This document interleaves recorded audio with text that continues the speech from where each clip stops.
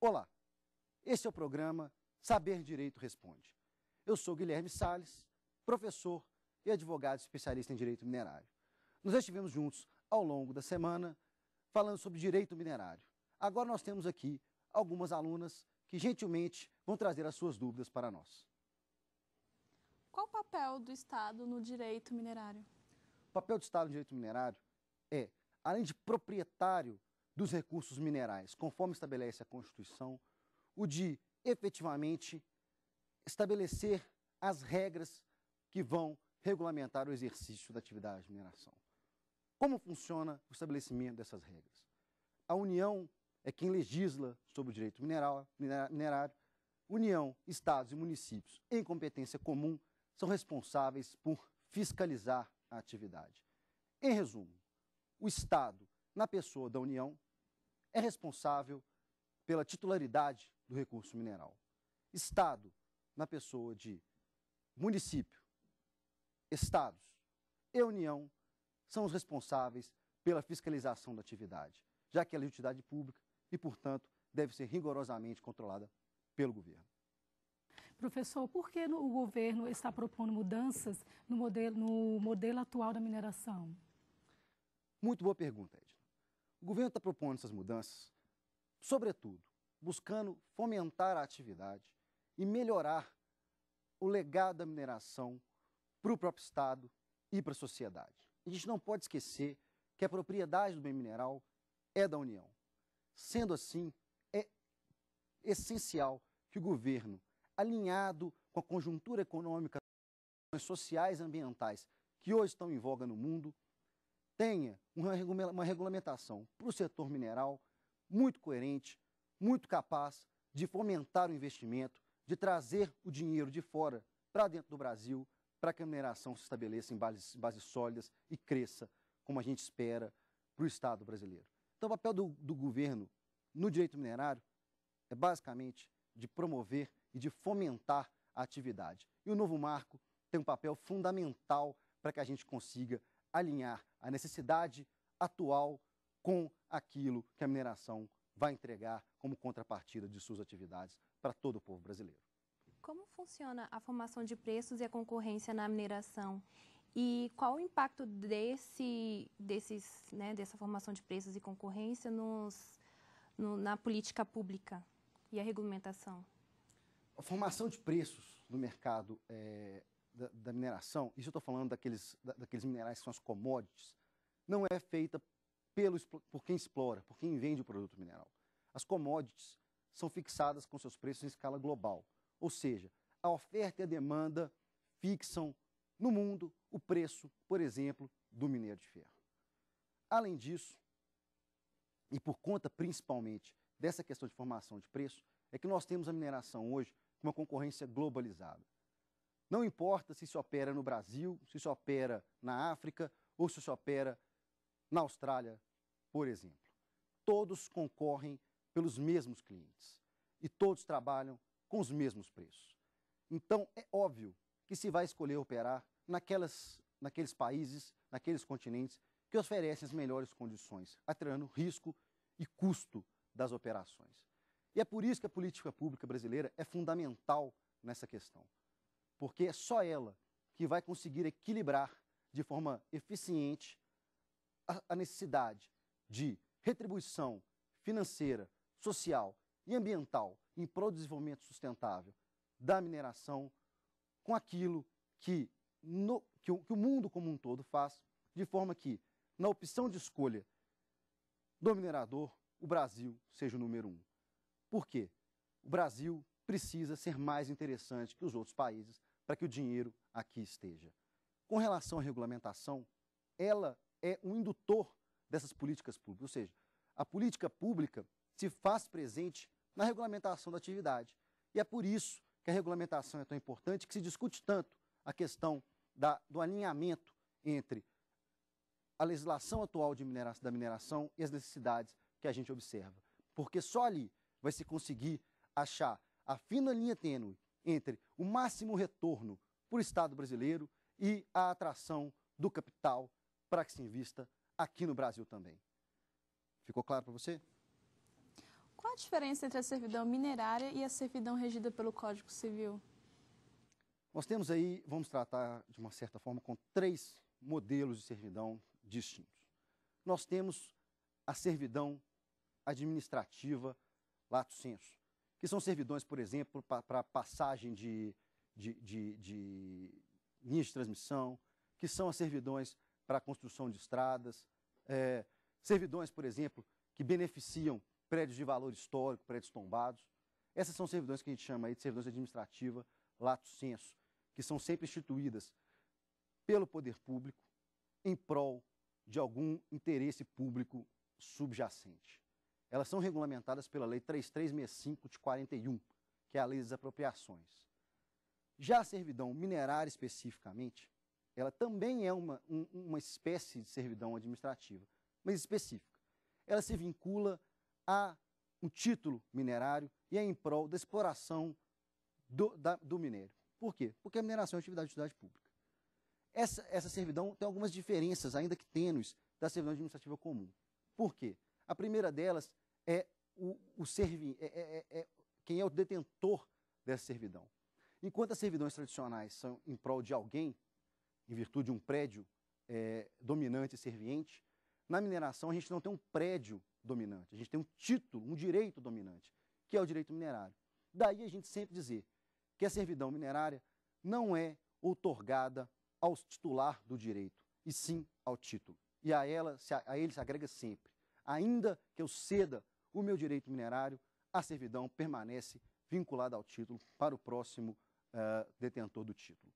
Com relação à servidão civil, entrando especificamente na sua pergunta, a servidão civil ela é regulamentada pelo Código Civil e a função principal dela é regulamentar a relação entre particulares que têm prédios dominantes e servientes. A mais tradicional delas é a servidão de passagem, que pode ser instituída por acordo amigável ou judicialmente, mediante indenização, quando necessário. São aquelas servidões em que eu tenho, por exemplo, uma fazenda encravada em outra, e a única saída que eu tenho é pela fazenda do terceiro, então eu instituo uma servidão civil para que eu tenha, então, esse acesso à via pública como é necessário.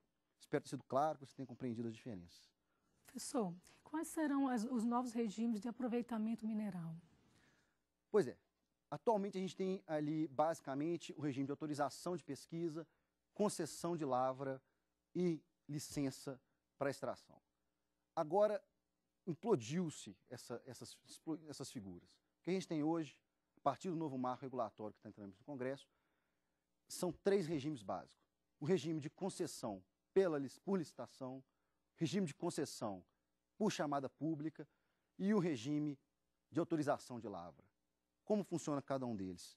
O regime de concessão pelo regime de licitação outorga das áreas de favorabilidade geológica acima mapeadas pelo CPRM, aprovadas pelo Conselho Nacional de Política Mineral e pelo Poder Executivo na pessoa da Presidência da República, como realmente muito importantes e estratégicas para o país. Essas áreas serão licitadas em um processo junto à Agência Nacional de Mineração que será criada.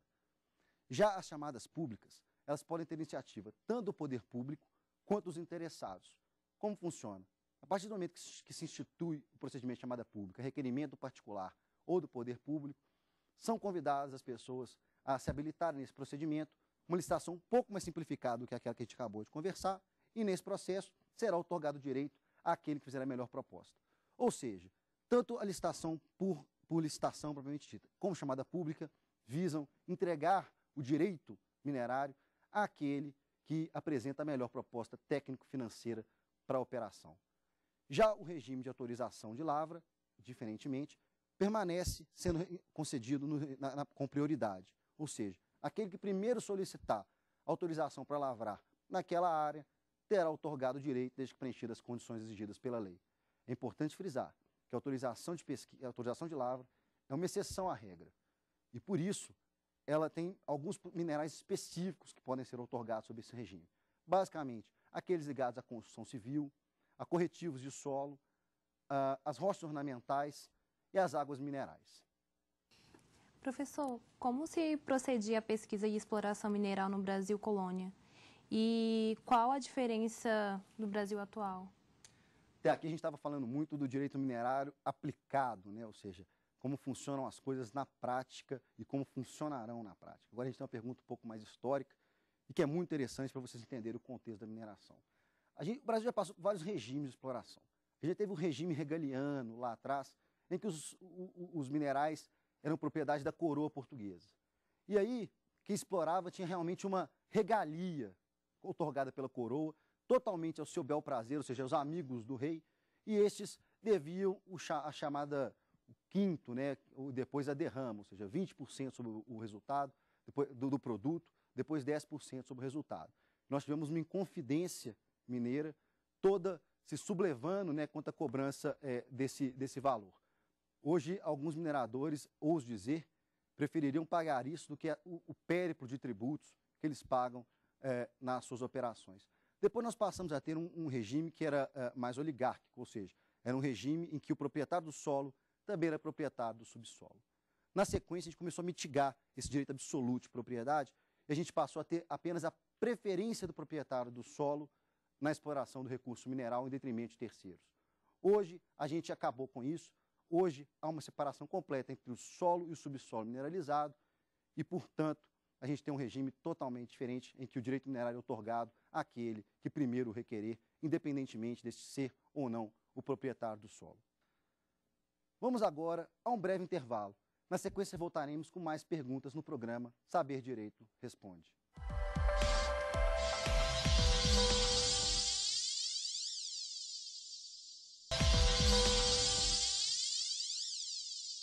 Estamos de volta com o Saber Direito Responde. Vamos a mais algumas perguntas das nossas alunas. As autorizações e as concessões, elas poderão ser concedidas ou transferidas? As autorizações e concessões podem ser transferidas.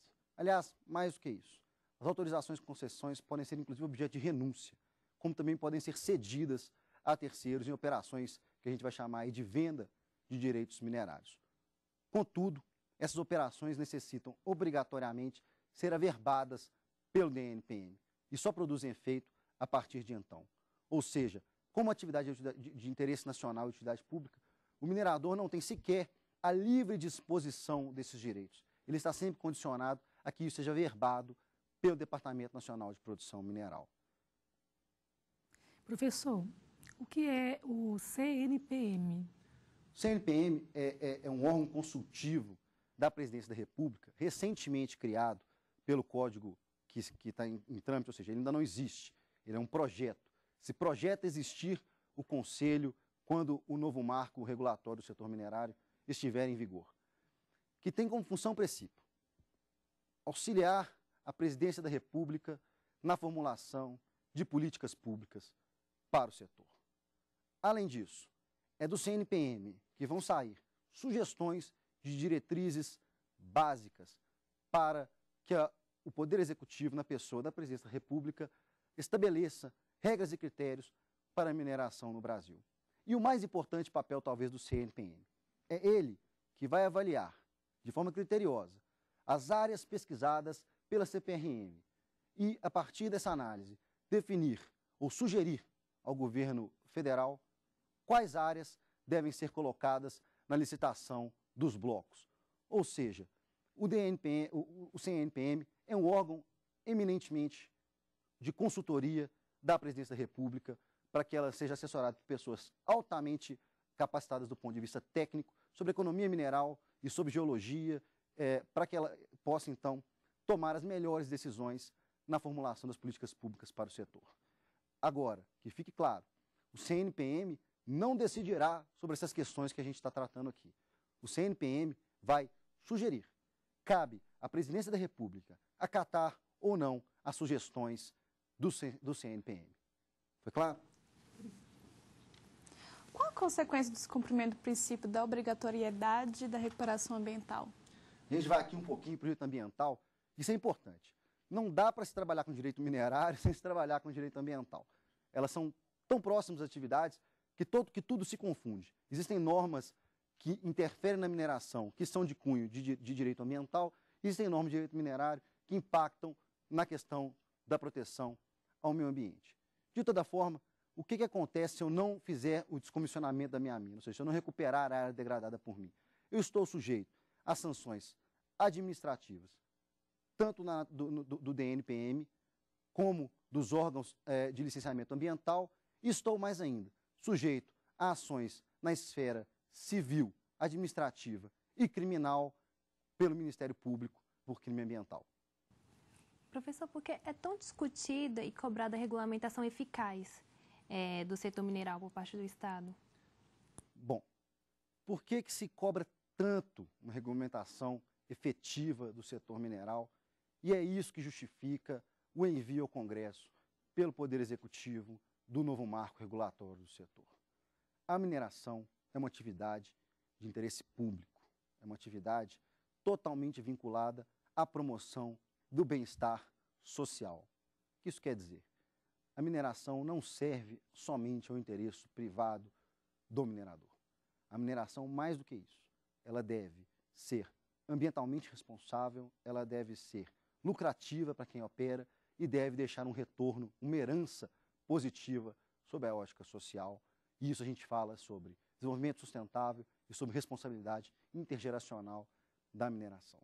Dentro de um contexto tão importante e com uma atividade tão relevante nos dias atuais, quando qualquer equipamento que se tenha, qualquer atividade que se exerça, exige, em maior ou menor grau, a utilização do produto mineral para que se chegue ao produto final, e aí eu volto a dizer, televisões, computadores, roupas, até o que não se imagina, no final das contas, vem do produto mineral, é extremamente salutar, extremamente importante que esse setor seja fortemente regulado, fortemente fiscalizado, para que não haja nenhum tipo de descaminho, nenhum tipo de desvio de finalidade da atividade.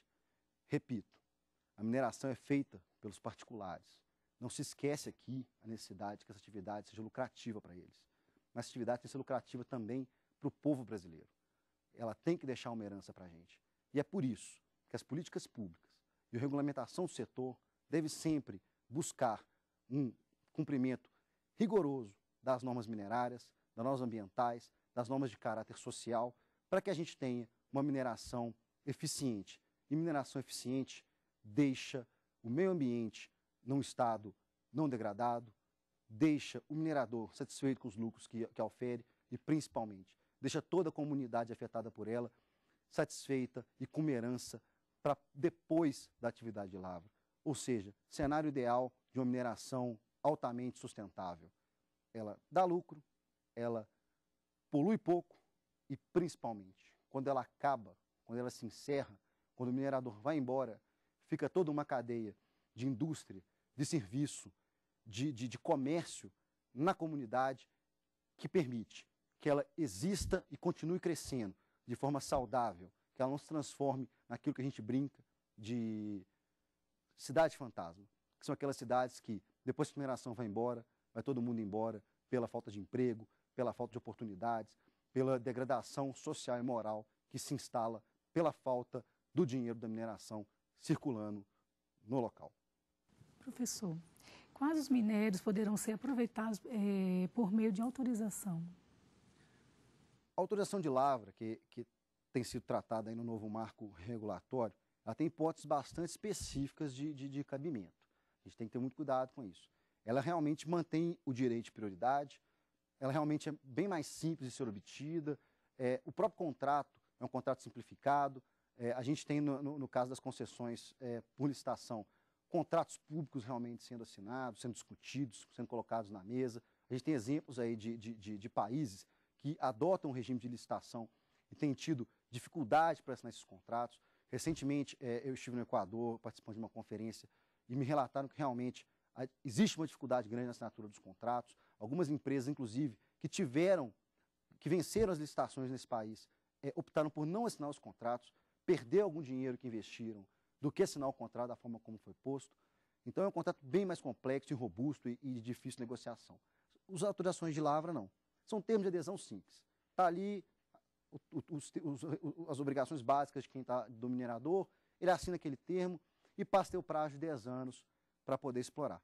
Por isso mesmo, a gente pode dizer que a autorização de pesquisa é para minerais muito específicos, que são de mais fácil lavra, de mais fácil pesquisa, que muitas vezes sequer precisam de muita pesquisa para serem descobertos. E aí a gente está falando de agregados de construção civil, eu acho que realmente está correto a posição do governo nesse ponto, porque é brita, areia, etc., a gente precisa que haja um fluxo contínuo de fornecimento desses produtos para as obras que a gente tem hoje no Brasil em profusão, por conta de Copa do Mundo, Olimpíada, e daí vai, a gente espera que isso seja uma herança contínua para o país. A gente tem nisso também os corretivos de solo. Por quê? Porque a agricultura também não pode parar. Se a gente for ter um regime de licitação para outorgar áreas que vão gerar no final produtos destinados à agricultura, como os corretivos de solo, realmente a gente pode ter uma escassez de fornecimento de produtos, de insumos para a atividade agrícola, e isso é péssimo para o país. A gente sabe hoje que a demanda por alimentos no mundo é enorme, as fronteiras agrícolas são pressionadas e qualquer país precisa basicamente oferecer todos os insumos a custos baixos para que a atividade se desenvolva corretamente. As águas minerais também podem ser outorgadas por esse regime. Isso por quê? Porque as águas minerais também são necessárias, são importantes, a gente não pode ficar esperando aí a outorga pelo regime de licitação, não necessita de licitação, elas são de fácil identificação, né, nas áreas, ou seja, você não precisa de grandes pesquisas para se descobrir a existência de águas minerais ali, né? Basicamente você vai encontrar água mineral, vai fazer alguns testes químicos e vai descobrir se aquela água mineral pode ou não ser engarrafada para consumo humano, e é basicamente isso que se faz. Com relação por último, as rochas ornamentais também poderão ser outorgadas pelo regime de autorização de lavra. Por quê? Rochas ornamentais são extremamente sensíveis à moda, ao gosto do mercado. O que eu quero dizer com isso? Se a pessoa que pretende explorar, por exemplo, uma pedreira de granito, precisar aguardar todo o procedimento de licitação de uma concessão de lavra, certamente ela não vai conseguir aproveitar o momento de alta do seu produto. A gente sabe que rochas ornamentais são aquelas rochas de acabamento, principalmente da construção. Eu estou falando do granito porque é mais fácil compreender que rocha a gente está querendo tratar aqui. O granito de hoje não é o granito de amanhã. Ela vai seguir ali a moda dos arquitetos, né? E a gente sabe que isso vem cada vez sendo um ciclo mais curto. Hoje, de 2 em 2 anos, a gente tem uma mudança aí de qual seria o granito da moda. A gente já passou pelo granito branco, já passou pelo perolizado, já passou por um granito rosa, já passou pelos granitos azulados, hoje a gente está no granito preto. Qual será a próxima moda? E se a gente for aguardar realmente que toda essa moda aguarde o regime de licitação, não tem como a gente ter uma exploração economicamente viável desse tipo de produto. Quais são as etapas do licenciamento ambiental? Vamos lá, mais uma vez vamos dar uma pincelada aqui sobre o direito ambiental. A gente tem 3 fases. Eu vou trabalhar aqui com um empreendimento de grande porte, para que vocês compreendam. O empreendimento de grande porte começa com a licença prévia, depois ele tem a licença de instalação e a licença de operação. E só com a licença de operação é que a pessoa pode efetivamente fazer a exploração mineral daquela área. Quais são as etapas do licenciamento ambiental? O licenciamento ambiental de empreendimento de grande porte, ele se estabelece em 3 fases distintas. A gente tem a licença prévia, a licença de instalação e a licença de operação. A pessoa só está autorizada a lavrar efetivamente com a licença operacional em mãos. Lembrando que todas essas licenças podem ter suas condicionantes, as quais têm que ser integralmente cumpridas para que a lavra não seja suspensa. Ou seja, quando eu obtenho a minha licença de instalação, eu tenho uma série de condicionantes de ordem ambiental e social para cumprir. Quando eu obtenho a minha licença de operação, que em tese só pode ser outorgada com todas as condicionantes da licença de instalação cumpridas, eu passo a poder lavrar e eu passo a ter as minhas condicionantes para o período da lavra. Mas, como eu te disse, isso é principalmente empreendimentos de grande porte. E aí eu vou ter que apresentar um estudo de impacto ambiental, um relatório de impacto ambiental, um EIA-RIMA, que para elaborar toma-se aí 1 ou 2 anos, ou seja, é um procedimento extremamente complexo, tanto pelo viés da legalidade, como pelo viés dos estudos necessários, porque realmente eu tenho que dissecar a comunidade em que eu estou inserido para isso. Agora, empreendimentos de menor porte podem ser licenciados por o que a gente chama de AAF, que são as autorizações ambientais de funcionamento, que vão atender os empreendimentos de menor porte e que têm um procedimento mais simplificado. Lembrando que, no estado de Minas Gerais especificamente, por conta de uma decisão em uma ação civil pública movida pelo Ministério Público Estadual, é proibida a AAF para operações de mineração. Esse foi o programa Saber Direito Responde. Espero que vocês tenham tido suas dúvidas esclarecidas ao longo do programa. Muito obrigado pela atenção de todos. Até mais. Tem dúvida sobre o assunto? Então mande um e-mail para nós, saberdireito@stf.jus.br. E você também pode estudar pela internet. É só acessar o www.tvjustiça.jus.br.